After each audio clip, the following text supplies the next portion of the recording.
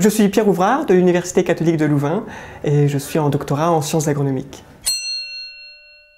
Parfois on a tendance à oublier qu'eux ne sont pas forcément dans la même branche que nous, et donc c'est vrai que de temps en temps on les perd un peu. On oublie justement d'avoir le regard qu'il faut pour le concours qu'on fait aujourd'hui de vulgarisation et de se dire oui mais si j'étais pas moi, si j'étais pas dans cette branche-là, qu'est-ce que je comprendrais à ce que je fais? Et c'est pour ça que ce concours, c'est un exercice vraiment très intéressant justement pour la vie de tous les jours et pour le rapport qu'on va avoir avec les autres pour réexpliquer notre sujet et garder ce regard vulgarisation extérieure. Vous connaissez tous, j'en suis sûr, ces grands champs jaunes que l'on voit à perte de vue au début du printemps, ce sont des champs de colza. Le colza est une plante entomophile, c'est-à-dire littéralement qui aime les insectes, mais pas n'importe lesquels, les insectes pollinisateurs. Chaque fleur a ainsi besoin, pour produire des graines et des fruits en grande quantité et de bonne qualité, d'être pollinisée par les insectes. Il faut que des insectes passent de fleur en fleur pour déposer du pollen qui vient d'une autre fleur. C'est-à-dire que dans le cas de notre champ de colza, ce sont tous les jours des millions de fleurs qui ont besoin d'être visitées par les insectes. Notre agriculteur, pour assurer sa production, a ainsi besoin d'une très grande quantité d'insectes.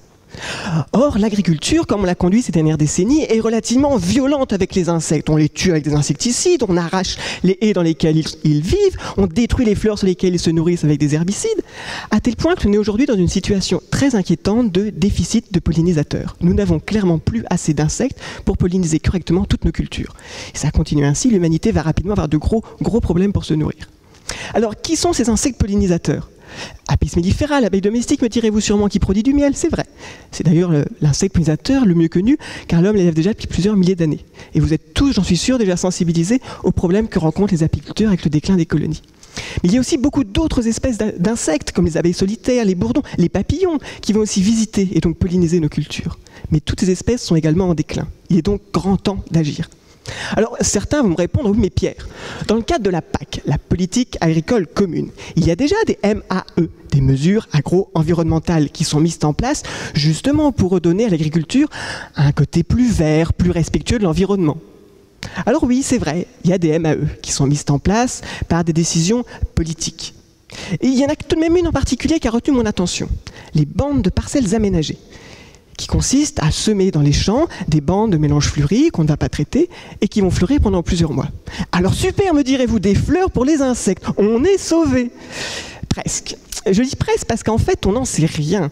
L'intérêt exact des mélanges utilisés n'a pas été étudié. Est-ce que les mélanges de fleurs que l'on a choisis et que l'on a semés vont intéresser les insectes? Est-ce qu'ils vont fournir des ressources suffisantes pour les insectes? Est-ce qu'ils vont attirer des insectes utiles à nos cultures? Toutes ces questions n'ont pas encore de réponse. Ce sont donc précisément ces bandes fleuries que je vais étudier, dans lesquelles je fais des observations, afin de savoir quels insectes on y trouve. Est-ce que ces insectes ont aussi besoin d'autres ressources que ces bandes?